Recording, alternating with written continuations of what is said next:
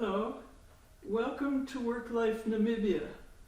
This is a program about the realities of work, the rights and responsibilities of workers and employers, and how understanding them better can build better workplaces and a better Namibia. In the week leading up to Workers' Day, we're bringing you a special mini-series exploring the history of work and labor struggles in Namibia, as well as contemporary labor issues in the country today. Today, we will shed light on how the employers see things, particularly how they see things, how they see their relationship with workers, and many other issues that I think are interest to all of us. We are fortunate to have with us today Mr. Elias Shikongo. He is a senior lawyer in Namibia. He is the head of Shikongo Law Chambers, and he is the president of the Namibia Employers Federation. He and I worked together at some point in the Labor Advisory Council, but there was a time back in the day, if I remember correctly, you were the president of the Law Society. We had some back and forth back then. So it's very good to see you. Thank you for coming. Thank you very much for the invitation. Indeed, it's not our first social interaction. We come quite a long way, both in the capacity of a legal practitioner and of course your involvement in labor matters over the years. It meant that there was no way you could escape me, whether it's a lawyer or whether it's as the president of the Namibia Employers Federation. Well, I'm So very thanks happy. for the opportunity. I'm happy that you're here. Mr. Shikongo, as Namibia marks Workers' Day, how do you assess the current state of the economy and the world of work, Well, broadly speaking? Thank you very much.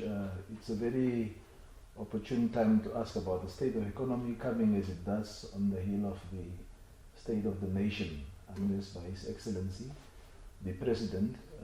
Economists, of course, already dealt with the question, but from an employer perspective, we can already assess that there are some pockets of growth in areas of the economy. This will include, I think, notably mining is one of them, infrastructure development, and of course nobody can mention the economy these days without mentioning oil and gas.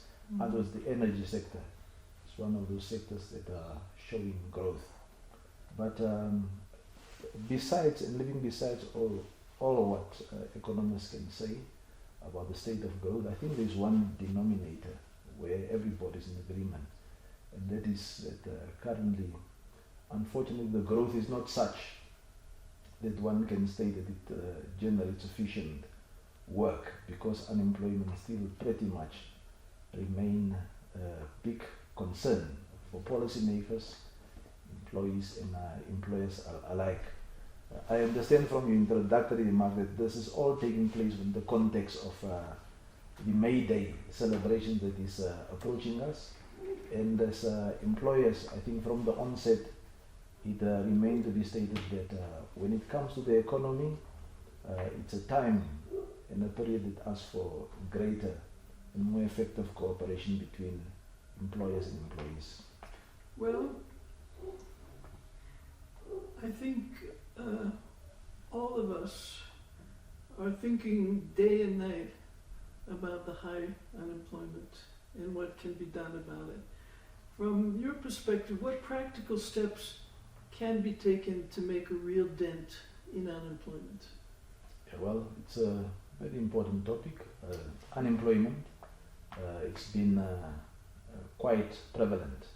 In fact, for the past, is it 10 to 5 years or 5 to 10 years, both private sector and government, I think, speak the same voice and more or less underline the same concern here, namely that the unemployment stage is it's a ticking bomb in terms of the fact that it affects the youth in the future of our labor market.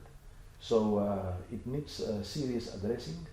And from an employer's perspective, we can only say what we've said before. That is that an enabling environment for businesses create surviving businesses. So insofar as we can look forward to government enacting policies that create enabling environments, businesses will strive. Striving businesses on the one side also mean jobs creation. So practical steps that employers can look forward or in fact implement towards looking at unemployment. I think skills development has been on the agenda of both the public sector and private sector. So that will be number one. And of course, what has been identified as a major starting block towards job creation, namely the mismatch between current skills training and the job market. There is a need for teachers, there is a need for lawyers, there is a need for other sectors, but for as long as we talk manufacturing, mining, and we do not answer to the specific demand of those sectors in terms of aligning the output of students and skills to those labor-intensive industries, we will keep on missing our target. So that is what I can highlight in terms of practical steps that can be taken. From the employer's perspective, what are the biggest obstacles to job growth and job creation? Now you mentioned skills, but I think that there may be more. Well, there are definite obstacles to job creations, and the key constraints would include factors such as, for instance, the high cost of doing business.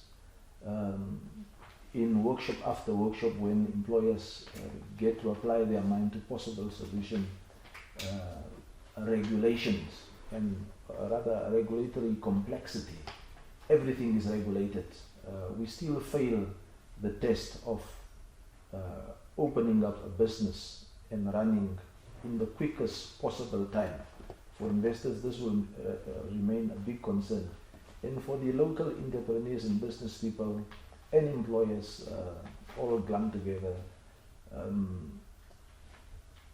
this will translate into the working environment, or rather the employer's environment, being over-regulated. If you, by way of example, for instance, if you were to look at recent conferences that were held in what is positioning itself to be a very major industry, namely oil and gas sector, it came out quite clear in some of those exchanges, social dialogue that took place between policymakers and future investors in the sector, that there is a need to look at how the sectors are regulated, because some of these regulations might just have the impact of doing the opposite. For instance, in the current oil and gas sector, whereas it's quite clear, for obvious reasons, that the legislation was enacted to increase investors' participation and serve as an incentive to investors. However, policy formulation and proposed enactment in this legislation might just do the opposite. In other words, whilst the industry still is in infancy stage, it needs to be in an environment where it can grow. And unfortunately, over-regulation sometimes just do the opposite. And that's not good news for investors that will stimulate job opportunities. Do you think you're still in a position to influence this? We're at an early stage. Oh, well, there's no better stage than currently for, in fact, social dialogue to take place. Social dialogue, unfortunately, sometimes is given a lip service, but I believe that over the years we have come to realize that the tripartite system work in Namibia. It's recognized. That very, very, very important initiative and engagement between government, employers and employees. But I think the shortcomings lie in how it is implemented, because if it's effective and conducted in a way that accommodate all perspective, that in turn may translate into positive policy considerations that impact on legislation. And given the infancy of some industries like oil and gas, a good ear and proper retrospective or other respective communication between the parties might translate into legislation that sets a good and very proper legislative groundwork for businesses to prosper, especially at this infancy stage. Workers in Namibia are under pressure from low wages and the rising cost of living. How can Namibia balance decent wages with sustainable businesses? I know the employers were not entirely happy with the introduction of the minimum wage, but I'm going beyond that. I'm talking about wages in general. How do we find that balance? It's without doubt that when it look at it from the perspective of employees, living wage is a very prominent challenge to be overcome. But what is often forgotten is that there is an opposite to that. When business strive in any community, in any environment, it should, and for most part, does translate into better cost of living and better living wages. However, the reality of challenges experienced by the Namibian workforce as far as it pertains to living wages cannot be ignored, because one only has to look at the cost of living and high cost, for instance, of doing business. It all impacts on this to recognize that it is a prevalent problem. With regard to the example that has just been given, for instance, a minimum wage for employers, the rationale and the need for it is understood. But from an employer's perspective, it's an initiative that needs to be implemented, I think, with a degree of caution. Because whilst those adjustments might be necessary, we've throughout advocated the view that if it's done across the board without any regard to, for instance, something as important as productivity, the opposite result might well be achieved. Because whereas through minimum working wages you set about addressing what is considered bad feature or negative or adverse feature of the employer's conditions of living, the outcome might just be different, because where productivity suffer on account, for instance, of not matching an increased wage with increased productivity, the opposite happened. What happened? Layoffs, reduced work size, or no growth in the employment sector at all because of unaffordability. So the key word then is balancing the needs to accommodate these two aspects. I'm thinking of something that I cannot answer. I don't know if you can either. I know in the world generally, or in developed countries, workers' wages do not keep up with productivity increases. In other words, they are not getting the benefit of increases in productivity. But I don't know, has someone assessed the situation in Namibia?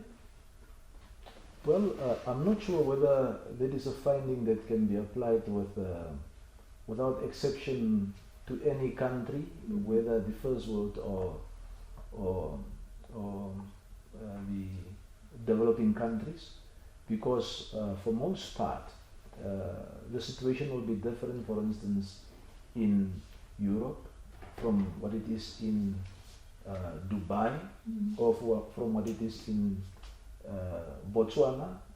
Namibia is, I suppose, our case of reference. Fact is harmonious and stable industrial and labor relations as between employers and employees translate into a good and sound industrial relations. Now, what it means in the context of productivity vis-a-vis wages is that for sure, and for most part, whether it's from public perspective or whether it's from private perspective, it goes towards saying that if productivity is there to show, the lesser grounds there is for giving what the employee is entitled to.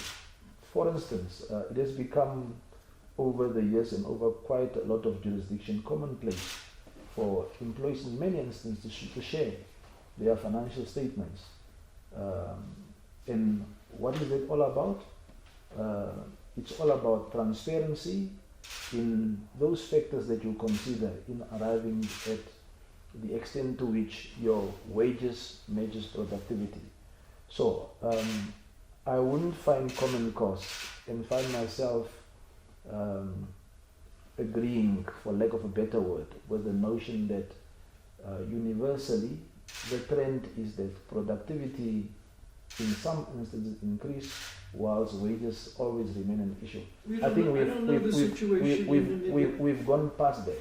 There is quite a few examples in Namibia where there's been a demand as part of the wage negotiation exercise, where there is a demand, and it's in fact almost a common demand, where unions will say, show us the losses that you've made because we can show you the profits that you've made. For most part, employers are in some instances quite public, and I'm talking to public listed company, and those results are there for everybody to see. Under those circumstances, when an employer has done well for its shareholders, now that's reaching its shareholders' gain, namely profitability, it becomes important, if not impossible to answer your question directly, to say you cannot match wages with productivity.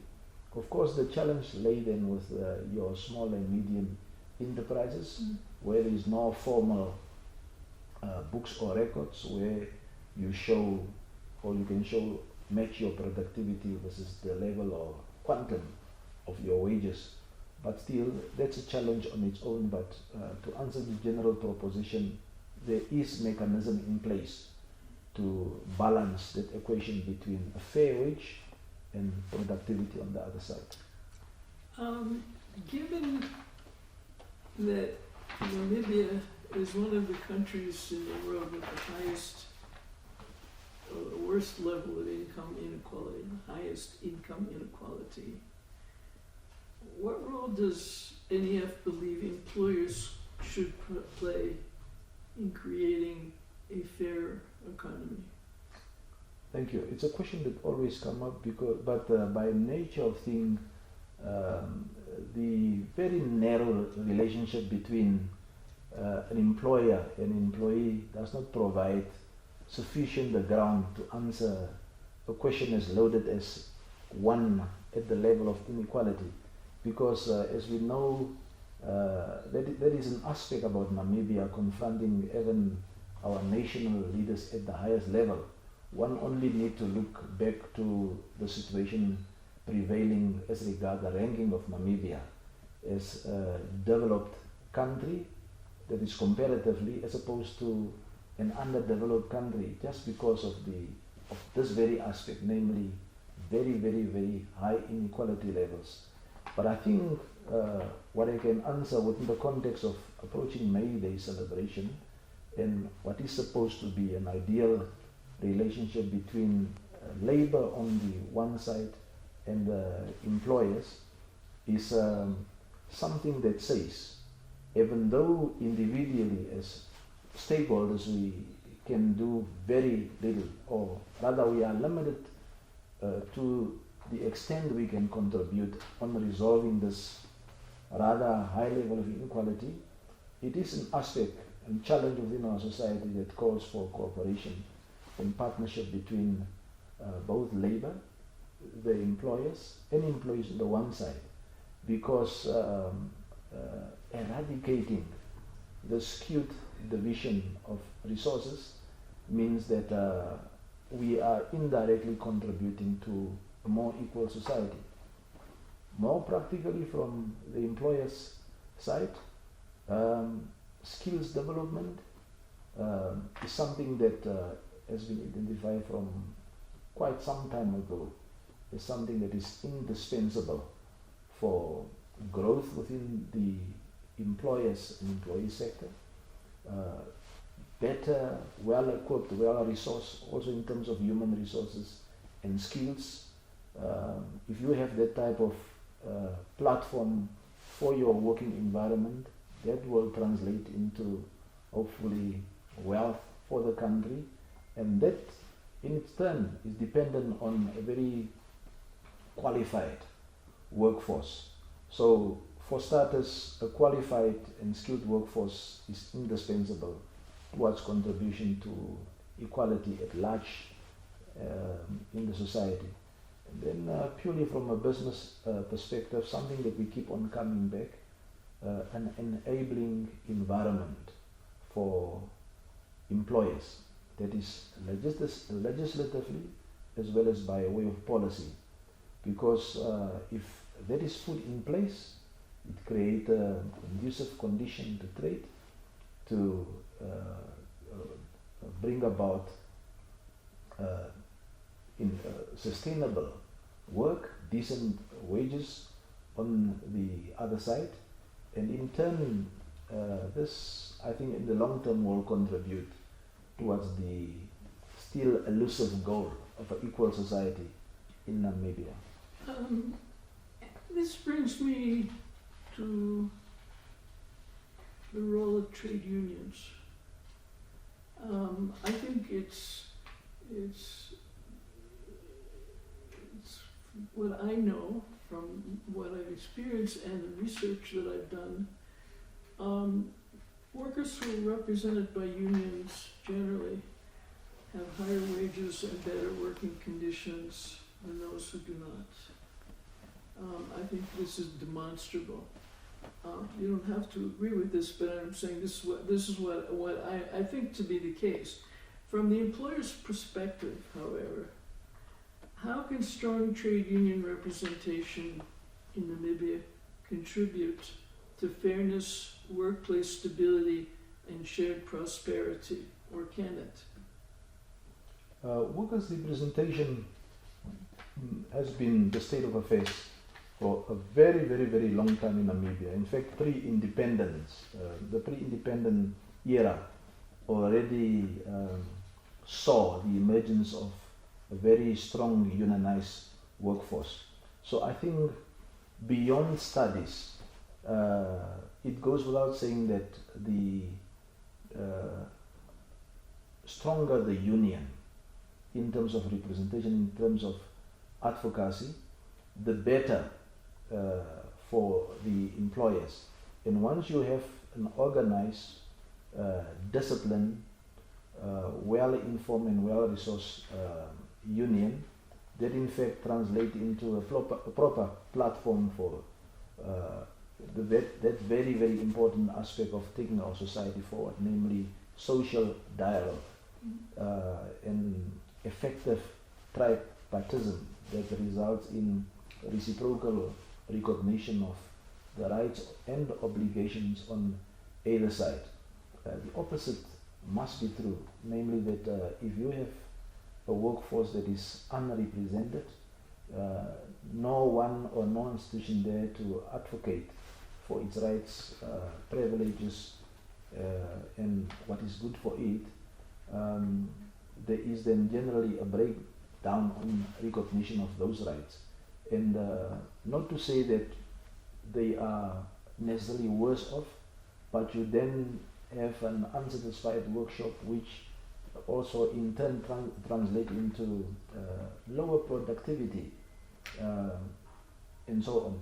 So that circle goes on and on, because once again, if they are represented and there is a degree of satisfaction with their condition because it's negotiated and brought about by a representative body, the wages, which is the outcome of their labor, must be satisfactory. And if it is, the employer on the one side of the equation also get to benefit from that.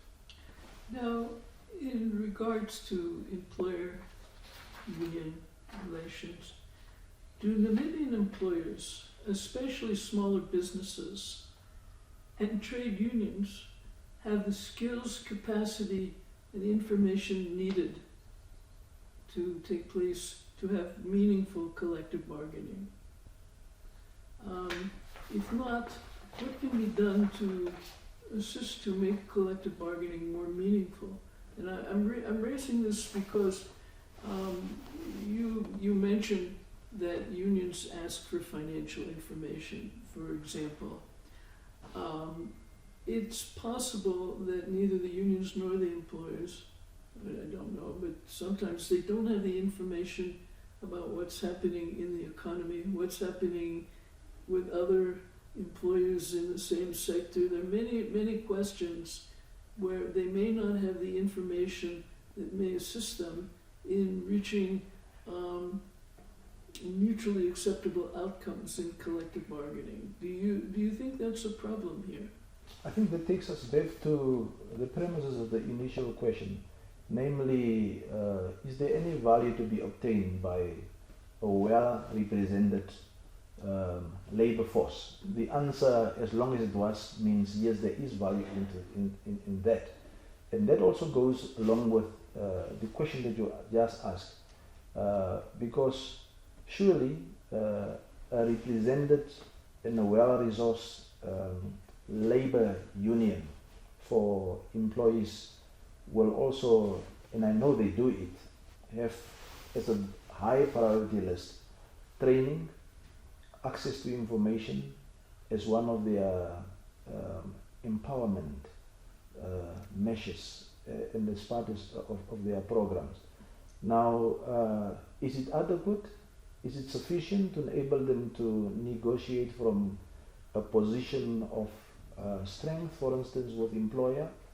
For most part, we know from, and I take it really at a very practical level, that unions and employers somehow tend to be much better organized. That is logistically and from an administrative point of view than employers' organization. And this is not only an observation I make with reference to Namibia, but that's pretty much what I find and see. You say the unions are better organized than the employers? Absolutely. They are funded. They've, in fact, something that is very much overcome, not prominence is given to that, and that is that union themselves, in some parts of their operations, in fact, assume the mantle of being employers themselves. We know that from the holding and subsidiaries they have, and through that they've been able to put themselves in a state where they can secure specialized skill beyond, for instance, what employers have been able to do within their organization. And yes, I suppose the answer to that is that at the individual level, employers will tend to be much more sophisticated because they've got internal expertise, whether at human resource level, whether at auditing, financing. But talking from an organizational viewpoint, the trend is that all over the world, or in the majority of instances, unions are logistically better equipped in terms of organization, so on. I cannot speak for the individual employee, nor for the, I've just said what the state of affairs is with regard to... What about small businesses? Are they adequately equipped to deal with collective bargaining? Only to the extent that they are also part and parcel of the union representations. And you will notice that, interestingly enough, whether from public sector or private sector, special exception is always made with reference to refer to the very precarious position of the small and medium enterprises, because they are somewhere in between. In some cases, you want to treat them as employers, but they are not similarly equipped. In some instances, they would really sometimes ask or invite themselves to be treated more from an interventionist point of view. Access to finance is one. It's not as available to small and medium enterprises as it is to your major corporates. And their relationship with their employees tend to be slightly different from what you'll find with the corporates. And in many instances, small and medium enterprises are run by families or by chiefs of households with employees sometimes even within the domesticated domain, if you want, which kind of bring a slight blur between our traditional notion of employer and employee. So, but that's a topic on its own, but I believe that it's recognized in all discussions that they always require special mentioning. You mentioned throughout what you've been saying this afternoon, the importance of social dialogue. How would you describe the state of tripartite relations today in Namibia between employers, unions, and government? I'm assuming that no matter how good it is, you would like to see it improve. What could improve the cooperation?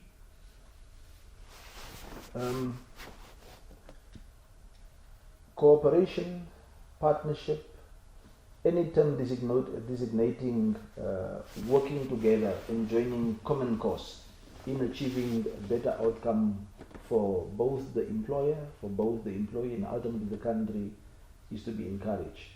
Now, the mechanism recognized internationally for achieving that is what you alluded to now, namely social dialogue. But unfortunately, in as much as tripartism is very much part and parcel of the Namibian landscape, its effectiveness is another question altogether. Because the more effective it is, the more we see the positive result in the workplace, in productivity level, in relationship, or rather, let's say, the industrial state of affairs, ultimately. But what we do know from experience is that we have not always been effective in initiating the type of social dialogue that bring about policy or legislation that is meant to be regulating instrument for both the employer, employee, in some instances also so government. What can be done to make it more effective? Now, to make it more effective, mutual respect. Let's start just with a very simple notion. Mutual respect between the three social partners. That will entail, amongst others, that there must be some level of trust that we are all working towards a common goal. If we say that a big notion such as inequality can also see some benefit emanating from greater and productive cooperation between labor and employers and government on one side, then for sure social effective dialogue between parties will translate into better policy making. It will translate into predictability in outcomes when an industry or relationship is regulated.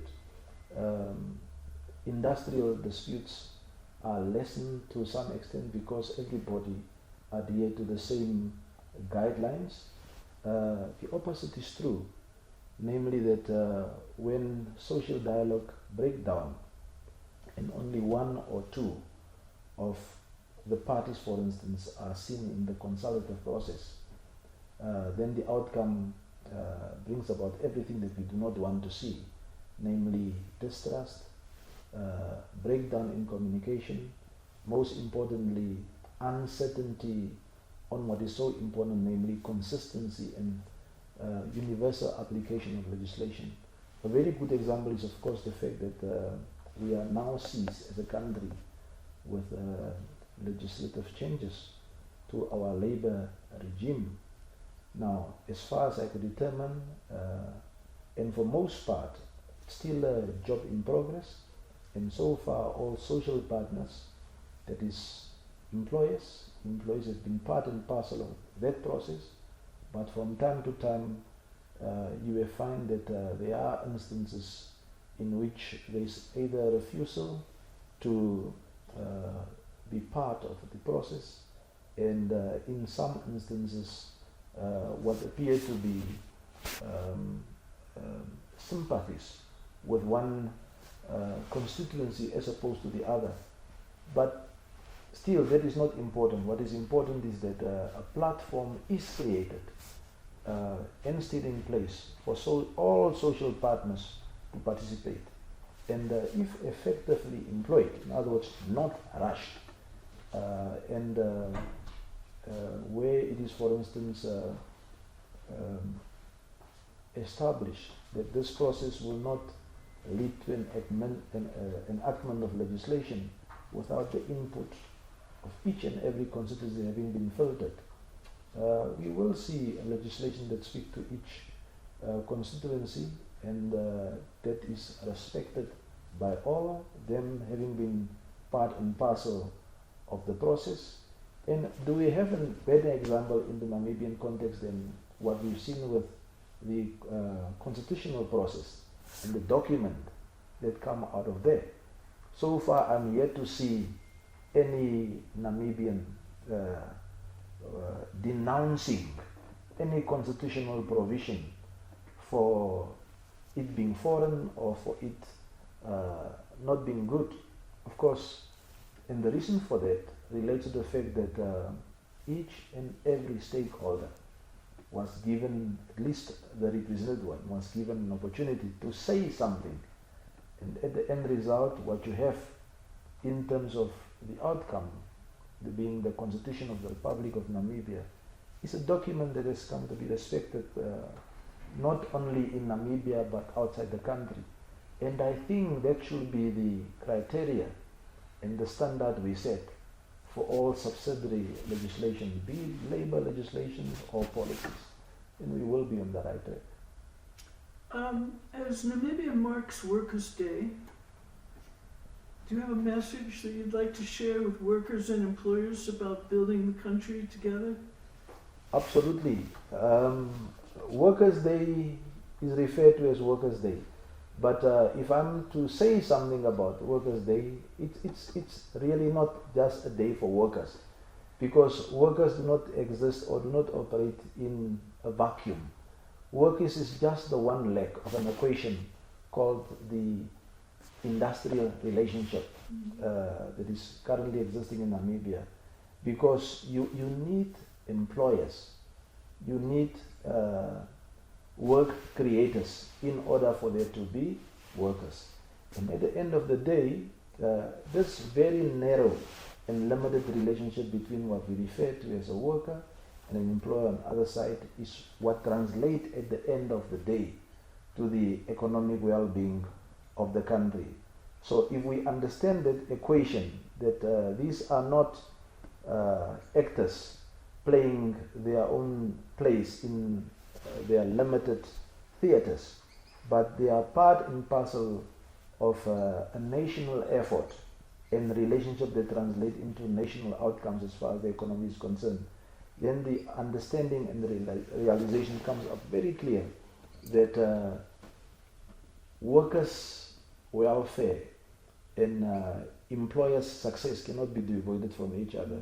It's then a relationship that calls for cooperation, partnership, and if that is well managed with a good measure of balancing the rights of both the parties, Namibia can look forward to a good future.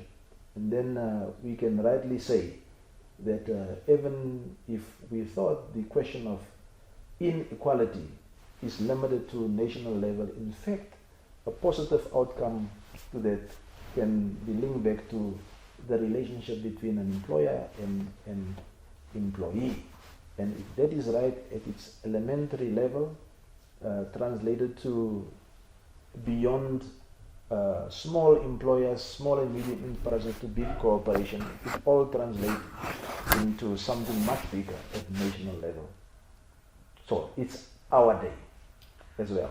Well, Mr. Elias Shikongo, it's really been wonderful to have you on WorkLife Namibia. I think you have expressed in your own way hope for the future of this country. I think you have suggested and you believe that it's possible for workers and employers to work together to solve the problems that we have.